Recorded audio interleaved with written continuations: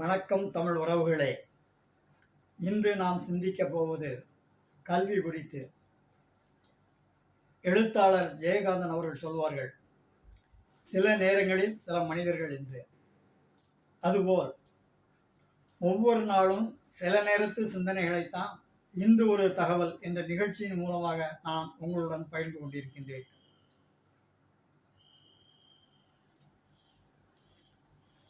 ஔவையார் நம்முடைய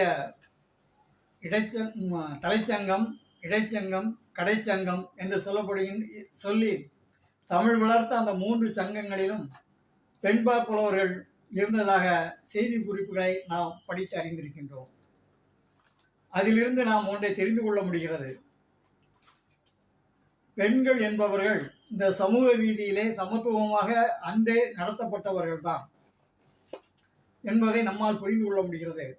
அதனால்தான் கல்வி குறித்த சிந்தனையை அன்றே ஔவையார் நமக்காக தந்திருக்கின்றார். இளமையில் கல் என்று சொன்னார். அப்படின்னா என்ன அர்த்தம்? பையங்க கையில் கல்லை கொடுத்து தூக்கி எறிய சொல்லுவா? அப்படி அல்ல. ஈர நிலத்தில் விழுகின்ற விதை எப்படி முளைத்து விருட்சமாகிறதோ அதுபோல இளம் நெஞ்சங்களிலே படிகின்ற சொற்கள் தான் கல்வியாக அவர்களோடு நிலைத்து நிற்கிறது என்பதைத்தான் இளமையில் கல் என்று ஔவையார் சொன்னார். அதே ஔவையார் சொல்லுகிறார் மூதுரையில்,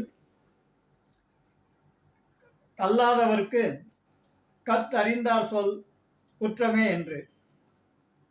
இதிலிருந்து என்ன தெரிகிறது என்றால், கல்வி கற்காதவர்கள் எந்த விதமான முன்னோட்டமான சிந்தனைகளையும் பெற்றிராதவர்கள் என்பதைத்தான் அச்சொல் குறிக்கிறதாக நான் கருதுகின்றேன். மேலும் எண்ணும் எழுத்தும் கண் என தகும் என்றும் ஔவையார் சொல்கின்றார். இதையே நேரத்தின் விரிவென்று சுருக்கி சொல்கிறேன். இதையே வள்ளுவர் சொல்கின்றார், கல்லாதவனுடைய முகத்தில் இருப்பவைகள் கண்கள் அல்ல, அவைகள் புண்கள் என்று. ஆக கண்ணுக்கெட்டாத காலத்திலேயே கல்விக்கு நம்மவர்கள் முன்னுரிமை தந்திருக்கின்றார்கள் என்பதுதான் இதன் வழியாக நாம் பெறுகின்ற செய்தியாக இருக்கின்றது. அன்று கல்வி என்பது குருகுல வாசமாக இருந்தது. இன்று கல்வி என்பது மெட்ரிகுலேஷன் வசமாக இருக்கிறது. குருகுல வாசத்திலே தேடலும் தெளிவும் இருந்தது. அது போதிக்கப்பட்ட கல்வி. இன்றைய மெட்ரிகுலேஷன் கல்வியில் நான் சொல்லுகிறேன், நீ கேள், இதைத்தான் நீ செய்ய வேண்டும் என்ற திணிக்கப்பட்ட கல்வி இன்று இருக்கிறது.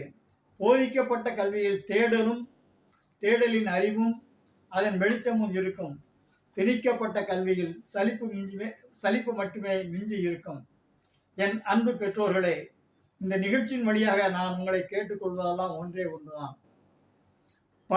படி என்று உங்கள் குழந்தைகளை விரட்டுவதையும் சற்று ஒதுக்கி வைத்துவிட்டு, பாரதி சொன்னானே, ஓடி விளையாடு பாப்பா, அந்த பாடல் வரிகளுக்குள் படிந்திருக்கும் படிமங்களை, உணர்வுகளை, அது சொல்லும் செய்திகளை முதலில் நீங்கள் உள்வாங்கிக் கொண்டு அதை உங்கள் குழந்தைகளுக்கும் சொல்லித்தாருங்கள். ஏனென்றால் அப்பொழுதுதான் நோய் நொடி மிகுந்த நோஞ்சானாக நம் குழந்தைகள் இருப்பதை விட உடல் வலு மிகுந்தவர்களாக இருந்தால்தான் அவர்கள் மனத்திடம் கொண்டு எதிர்காலத்தில் சிறந்த கல்வியாளர்களாக, சிறந்த மனிதர்களாக விளங்க முடியும். இந்த நேரத்தில் ஒன்றை உறுதியாக சொல்கின்றேன், பெற்றோர்களே, தயவு செய்து உங்கள் குழந்தைகளை எதிர்காலத்தில் நமக்கு உதவும் ATM மிஷின்களாக பார்க்காதீர்கள்.